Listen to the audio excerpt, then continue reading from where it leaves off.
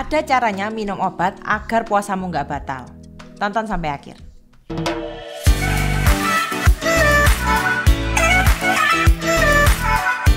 Halo Sobat Sehat, kembali lagi bersama saya Cece Apoteker di Tobat Tanya Obat. Pernah nggak pas kalian tuh lagi menjalani puasa, terus tiba-tiba sakit dan diharuskan untuk minum obat, tapi kalian tetap pengen puasa? Nah, gimana caranya?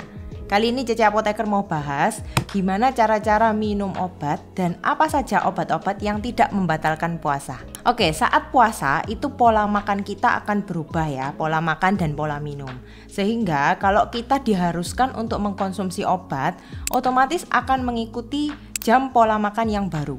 Nah, pertanyaannya, bagaimana saat kita puasa namun kita harus konsumsi obat? Yang pertama yang harus diketahui dulu adalah konsultasi dulu ke dokter. Jadi setiap orang itu kondisinya tidak selalu sama. Jadi ada pasien yang memungkinkan untuk puasa, tetapi ada beberapa pasien yang tidak memungkinkan untuk puasa. Jadi harus dikonsultasikan ke dokter. Nah, ada pasien-pasien yang tidak memungkinkan puasa itu seperti apa?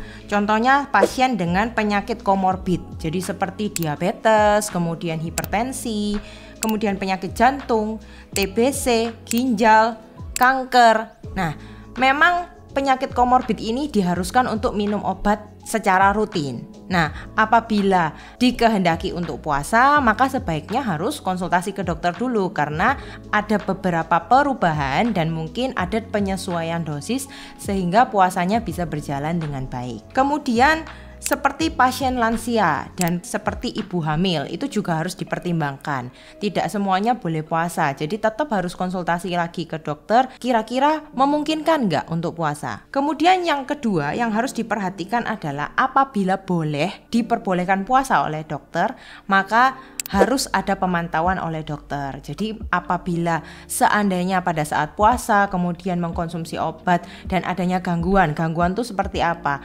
Misalnya habis minum obat kemudian malah jadi lemas. Contohnya untuk pasien-pasien diabetes ya, karena pasien-pasien diabetes ini kan diharuskan untuk mengkonsumsi obat setiap saat.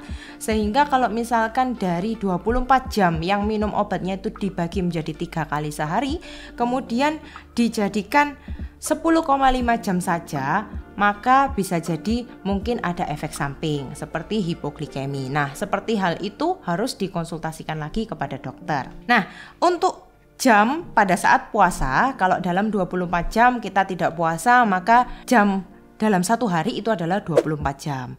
Namun kalau kita puasa, maka jam untuk kita makan dan minum itu hanya tersisa 10,5 jam. Maka untuk konsumsi obat-obatan juga harus menyesuaikan jam ini. Pertanyaannya, bagaimana penggunaan obat saat puasa?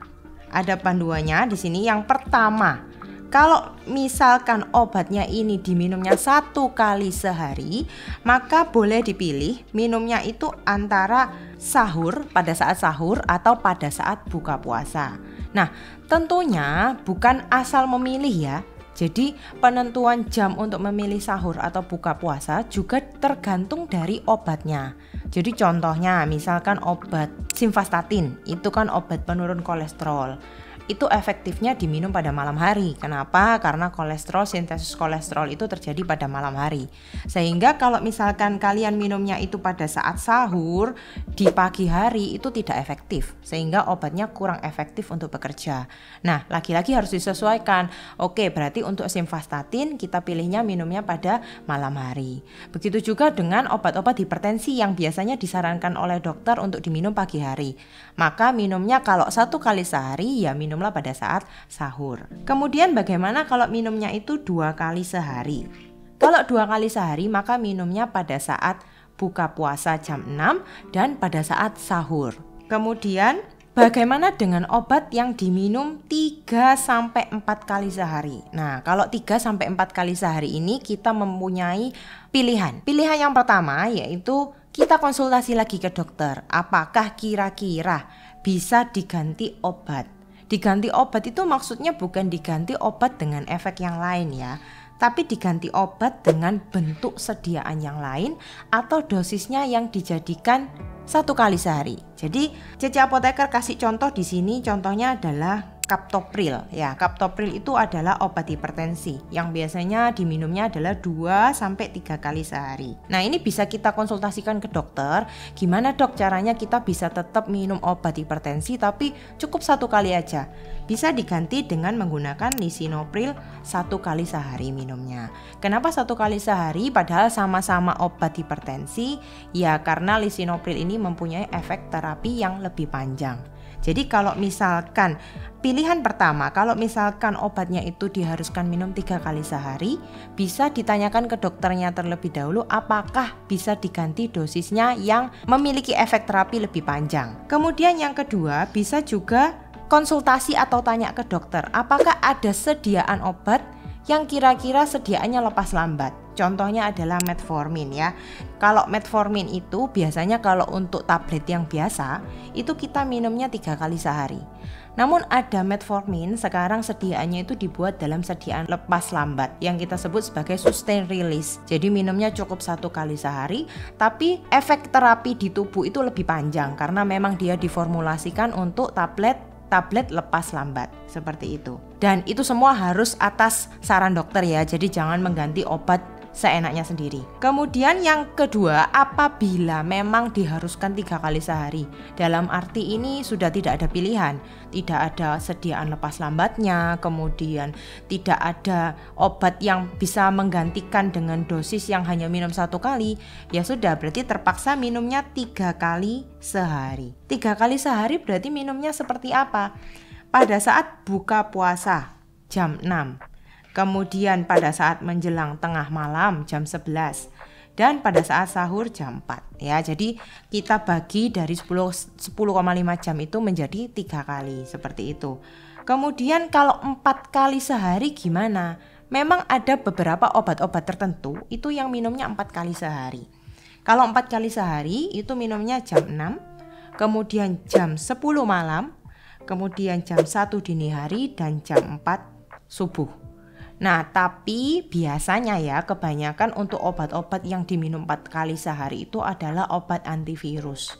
Lagi-lagi kalau untuk antivirus, antibiotik, itu kita harus tanya lagi ke dokter apakah memungkinkan untuk puasa. Karena beberapa kondisi pasien yang diharuskan minum antivirus dengan jam yang tepat itu tidak memungkinkan untuk puasa. Karena lagi-lagi nanti dokter dan apoteker akan melihat dari sisi risk dan benefit. Jadi lebih beresiko yang mana? Apakah kalau misalkan kalian nggak puasa, kemudian minum obat, kalian cepat sembuh?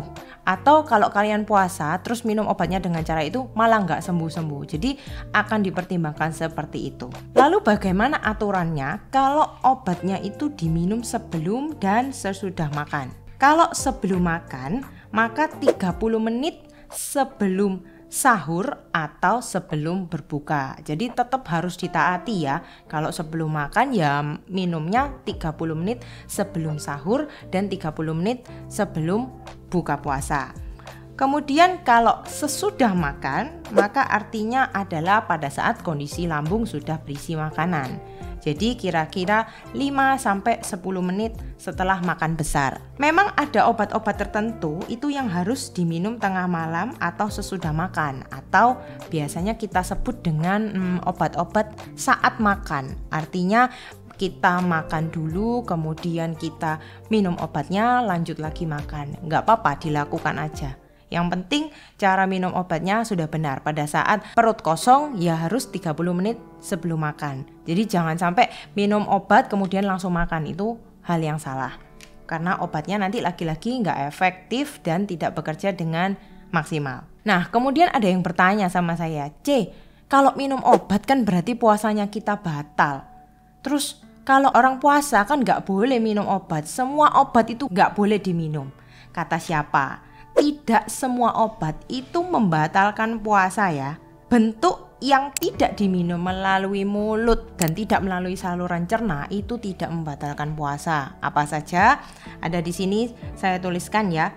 Obat yang diabsorpsi melalui kulit seperti salep, krim, plester. Jadi misalkan kalau kalian ke dokter ternyata ada alergi atau gatal, harus diobati dengan menggunakan salep, itu nggak apa-apa. Karena dia tidak melalui saluran cerna. Jadi salepnya mau dipakai siang hari pun ya nggak apa-apa. Kemudian yang kedua yaitu obat yang diselipkan di bawah lidah. Seperti obat-obat biasanya itu digunakan untuk obat-obat angina atau hipertensi yang tensinya terlalu tinggi. Biasanya kalian sering mendengar dengan obat itu disebut ISDN atau isosorbit dinitrat. Itu adalah obat yang cara penggunaannya harus diletakkan di bawah lidah. Itu juga tidak membatalkan puasa. Kemudian yang ketiga adalah obat-obatan yang disuntik. Jadi asal penggunaannya untuk pengobatan, entah itu injeksi melalui intravena, intramuskular, subkutan, itu tidak apa-apa. Asal bukan injeksi parenteral, yang artinya memasukkan makanan. Jadi seperti modelnya yang untuk pemberian makanan melalui intravena itu tidak diperbolehkan. Tapi kalau suntik hanya sekedar obat, memasukkan obat saja, itu tidak apa-apa. Kemudian selanjutnya adalah obat tetes mata atau tetes telinga. Ini kebanyakan orang salah kaprah ya. Jadi dipikirnya, oh itu kan cairan tetap masuk lewat mata, lewat telinga. Tapi kan nggak melalui saluran cerna, jadi nggak apa-apa. Kemudian obat kumur itu sejauh tidak tertelan itu tidak membatalkan puasa. Tapi kalau memang disengaja tertelan ya batal puasanya gitu. Kemudian pemberian gas oksigen dan anestesi. Dan obat yang digunakan melalui vagina seperti suppositoria itu nggak membatalkan puasa. Nah, ini sudah disepakati oleh ahli medis dan agama di Seminar Medis Maroko tahun 1997. Jadi ini sudah oke ya, memang ini adalah obat-obatan yang tidak membatalkan puasa. Jadi jangan khawatir nanti semua dianggap membatalkan puasa, tidak. Kemudian bagaimana kalau dengan obat-obat yang untuk penyakit kronis? Lagi-lagi kalau untuk penyakit kronis tadi sudah saya sampaikan ya, bahwa harus atas saran dari dokter, karena tidak bisa memaksakan. Seperti contohnya obat-obatan diabetes. Ada beberapa pasien itu pada saat kondisi puasa memang memaksakan ingin puasa. Jadi memang dia pada saat ibadah puasa dia memang ingin puasa. Namun dia harus mengkonsumsi obat metformin contohnya. Harus dilihat efek yang terbentuk. Misalkan minum metformin ini kan 3 kali sehari, maka pada saat buka, kemudian pada saat jam 11, dan pada saat sahur, maka 3 kali. Penggunaan 3 kali dalam waktu yang singkat dan dalam waktu yang bukan 24 jam ini terkadang pada beberapa orang bisa menimbulkan efek samping seperti hipoglikemi. Sehingga hal-hal seperti itu kalau memang terjadi pada kalian, segera konsultasikan ke dokter. Jadi tidak usah memaksakan kondisi puasa. Jadi sembuhkan dulu penyakitnya, baru bisa dilanjutkan lagi puasanya. Seperti itu.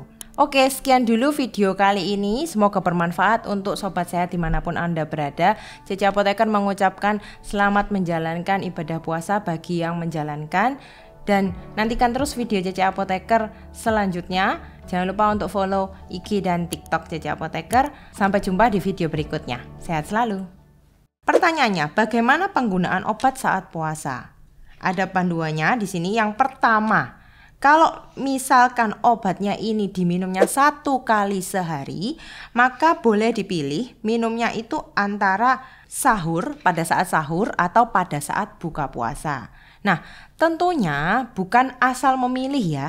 Jadi penentuan jam untuk memilih sahur atau buka puasa juga tergantung dari obatnya. Jadi contohnya misalkan obat simvastatin, itu kan obat penurun kolesterol. Itu efektifnya diminum pada malam hari. Kenapa? Karena kolesterol, sintesis kolesterol itu terjadi pada malam hari.